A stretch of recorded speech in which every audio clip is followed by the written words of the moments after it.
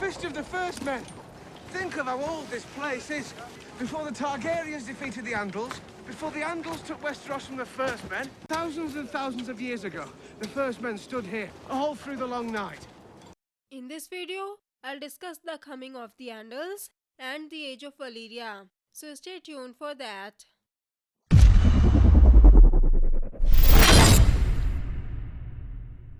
Hello everyone, welcome to Ultimate Book Maniacs, your one-stop for book and TV series reviews. I post episode reviews, top 10 and theory videos. So make sure to subscribe this channel, and if you wanna make sure you never miss a video, click the bell icon to turn on notifications. I've already discussed the Age of Heroes and the Long Night in the first part of this video, and I'll discuss Aegon's Conquest, the Blackfyre Rebellions, Dance of Dragons, etc. in the next parts of this series. You can find all of these videos in my Game of Thrones prequel playlist. So, let's begin. The Age of Valyria. For thousands of years, the Valyrians were the best in the world at almost everything. And then they weren't. Let's discuss the rise of Valyrian freehold. As I had discussed in the first part of this video, the Long Night came somewhere around 8,000 to 6,000 years before Aegon's conquest, aka 8,000 to 6,000 BC. The others came to Westeros and were defeated in the Battle for the Dawn. While Westeros was recovering from the Long Night, the peaceful sheep-herding folk of Valyrian Peninsula found dragons layering in the 14 Flames, that is, a ring of volcanoes extending across the now shattered Valyrian Peninsula. The Valyrians tamed the dragons with magic and mastered the technique of raising and training the dragons into devastating weapons of war. They established the city of Valyria as the capital and began expanding the Valyrian freehold. Magic flowered in Valyria, and smiths used spells to forge Valyrian steel weapons of legendary strength and sharpness. Looks fresh forged. It is. No one's made a Valyrian steel sword since the Doom of Valyria. Then came the Giscari Wars. After the Valyrian discovered dragons and quickly rose to power, the Giscari wanted dragons for their own. 5 great wars were fought between Giscard and Valyrian freehold. 5,000 years ago, the old empire of Gis fell. In the 5th Giscari War, the Valyrians smashed the Giscari legions and used their dragons to burn old Gis and its pyramids to the ground. They sowed the fields with salt and sulfur to prevent any surviving inhabitants from returning. The foundation of the faith. Once upon a time, in the hills of Andalos, the faith of the Seven arose in Essos among the Andals when the Seven walked there in human form. According to various sources, it happened around 6,000 or 4,000 or 2,000 years ago before Aegon's conquest. That is, depending upon which source you want to believe. According to the 7-pointed star, Hugo of the Hill was crowned by the father himself, who pulled down 7 stars to make his crown, making him the first king of the Andals. The maid brought forth a girl to be his wife, and the mother made her fertile, who bore him 44 sons, as was foretold by the crone. The warrior gave each son strength, and the smith wrought each a suit of iron plate. The 7 promised him and his descendants great kingdoms in a foreign land.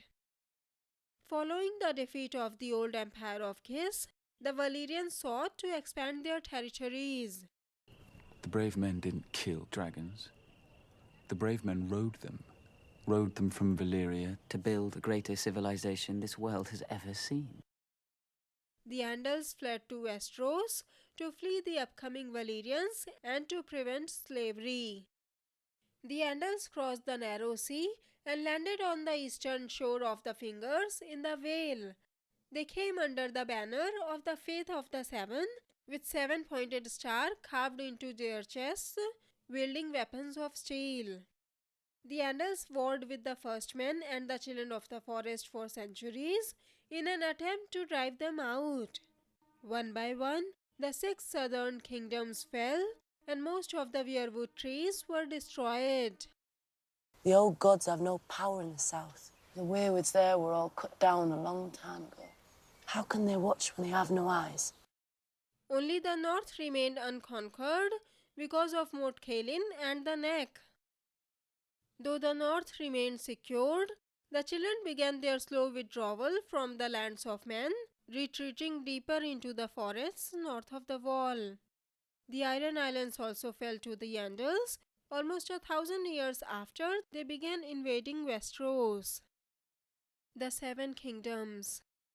Over the centuries following the Andal invasion, the southern petty kingdoms of Westeros fell, and eventually the Andals raised up 6 powerful kingdoms of their own. This was when Westeros became the Seven Kingdoms. 6 kingdoms belonged to the Andals, and 1 belonged to the First Men. Also around this time, the Free Folk united under the brother kings beyond the wall, Gendel and Gorn, and tried to invade Westeros. They were defeated by the king in the north from House Stark. Also 1,000 years ago, House Stark subdued House Bolton and ended the practice of flaying. House Karstark was also founded around this time. The Rhoynish Wars. After the destruction of the Old Gis, the Valyrian freehold's slow westward expansion brought it into conflict with the Rhoynish cities along the Great Rhoyne. The series of wars between the freehold and the Rhoynar started around 950 BC and lasted around 250 years. Following the defeat of Rhoynar around 700 years before the conquest, a Rhoynish warrior queen, Nymeria, evacuated the survivors, mostly women and children, on 10,000 ships and fled to Dorne in southern Westeros. And then she married Mors Martell. Arya Stark named her direwolf Nymeria after this warrior queen.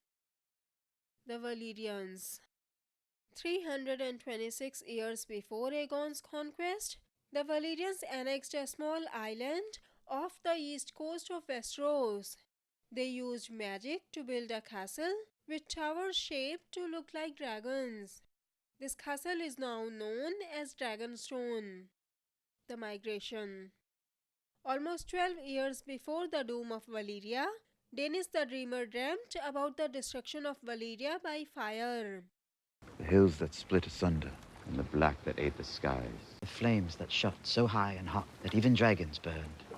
Her father, Aenar Targaryen, sold his holdings in the Valyrian freehold and moved to Dragonstone with his family, all of their belongings, and 5 dragons.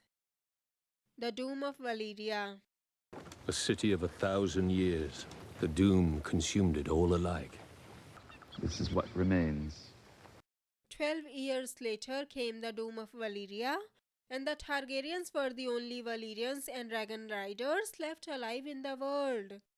I am Daenerys Stormborn, of House Targaryen, of the blood of old Valyria. I am the dragon's daughter. Even hundreds of years later, those who go to the Smoking Sea or to the ruins of Valyria barely survive.